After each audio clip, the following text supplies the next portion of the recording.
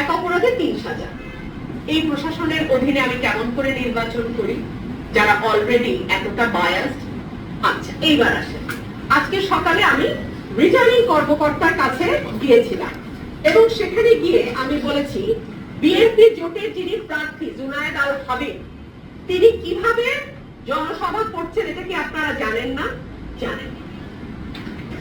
আমি এই সকল কিছু জুনায়েদ আল হাবিবের ফেসবুকে গেলে আপনারা দেখবেন বিরাট বিরাট স্টেজ করে বিরাট ভাবে উনি প্রোগ্রাম করছেন। বিশাল স্টেজ, লোক যাই হোক, স্টেজ অনেক বড়, মাইক আছে, সাউন্ড সিস্টেম আছে, সব আছে। আর আমি একটা হ্যান্ড মাইক নিয়ে চলি। এরপর উনি গরু জবাই দিয়ে মানুষ খাওয়াচ্ছেন। এখন তো দেখি বিএনপি জোট প্রার্থী গরু জবাই দিয়ে মানুষ খাওয়াচ্ছেন। শাহবাজপুরে শাহবাজপুর। তারপরে বিএনপি জোটের প্রার্থী বলছে কোনোভাবেই রুমিন ফারহানাকে ভোট দেয়া যাবে না, বহিষ্কৃত রুমিন ফারহানার কাছে কেউ যাবেন না। জুনায়েদ আল হাবিব, সময় টেলিভিশনে দেখবেন। এগুলো যখন আমি ডিসি সাহেবকে দেখালাম এবং দেখি ওনাকে বিনীতভাবে প্রশ্ন করলাম, আমি তো এখন পর্যন্ত ৪৫,০০০ টাকা জরিমানা দিয়েছি, বিএনপি জোটের প্রার্থী কত টাকা জরিমানা দিয়েছে? আমি ১.৫ ঘন্টা ওনার সামনে বসে থেকেও এই অঙ্কটা ওনার কাছ থেকে জানতে পারলাম না। ওনারা জানেন না বিএনপি প্রার্থী জরিমানা দিয়েছে কিনা। তার মানে এই যে এতগুলো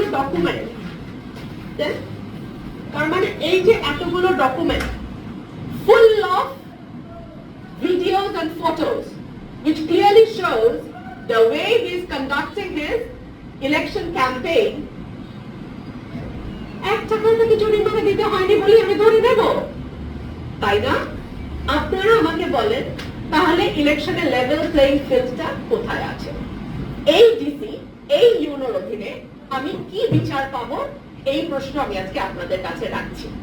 এইবার আসেন নির্বাচনী আচরণ বিধিমালা।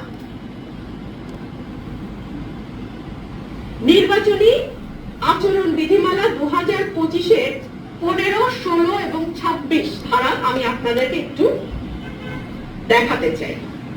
15 ধারায় বলছে উস্কানিমূলক বক্তব্য, বিবৃতি প্রদান, উচ্ছৃঙ্খল আচরণ, বিস্ফোরক বহন, ধর্মীয় উপাসনালয় প্রচার।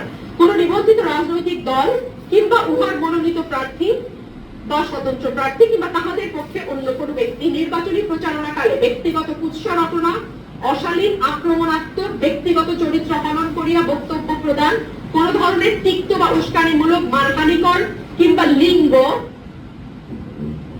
সাম্প্রদায়িক বা ধর্মানুভূতিতে আঘাত লাগে এমন কোন বক্তব্য প্রদান করিতে পারিবেন না। আপনারা যদি দেখেন জুনায়েদ আল হাবিবের প্রচারণাকালে আমাকে বলা হয়েছে নর্তকী,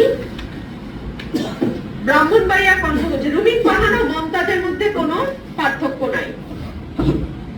আমাকে বলা হয়েছে রুমিন ফারহানা হচ্ছে টিস্যু পেপার, যাকে দল ব্যবহার করে এখন ছুঁড়ে ফেলে দিয়েছে। টিস্যু পেপার যেমন কোনো কাজে লাগে না, রুমিন ফারহানার এখন আর কোনো কাজ নেই। এই ধরনের উস্কানিমূলক, আক্রমণাত্মক, লৈঙ্গিক পরিচয়কে অবমাননা করা বক্তব্য আমি 13 তারিখ জানিয়েছিলাম ডিসি সাহেবকে। এখন পর্যন্ত ডিসি সাহেব তার কোনো ব্যবস্থা নিয়েছেন বলে আপনারা কি জানেন? আমিও জানি না। এই ব্যাপারে আজকে ওনাকে কথা বললাম, আমি বুঝিনি উনি কি বলতে চাচ্ছেন। উনি বলতে চাচ্ছেন উনি অনুসন্ধান কমিটিতে দিয়েছেন বা কিছু, কিন্তু আমার বেলা সব চিঠি আমার কাছে আসার আগে ফেসবুকে চলে যাচ্ছে। এবং এক অপরাধ যদি হয়ে থাকে, ইফ অ্যান্ড ইফ, 3 ক্ষেত্রে আমাকে সাজা দেওয়ার চেষ্টা হচ্ছে। এখন আসুন ধারা 16। কোন প্রার্থী বা তাহার নির্বাচনী এজেন্ট বা প্রার্থীর পক্ষে অন্য কোন ব্যক্তি সামাজিক যোগাযোগ মাধ্যম ব্যবহার করিয়া নির্বাচনী প্রচারণা করিতে পারিবেন, তবে সেই ক্ষেত্রে গ বলছে ঘৃণাত্মক বক্তব্য, ভুল তথ্য, কাহারো চেহারা বিকৃত করা, নির্বাচন সংক্রান্ত বানোয়ার তথ্য সহ কোনো ক্ষতিকর আধো বা কন্টেন্ট তৈরি প্রচার করতে পারবেন না।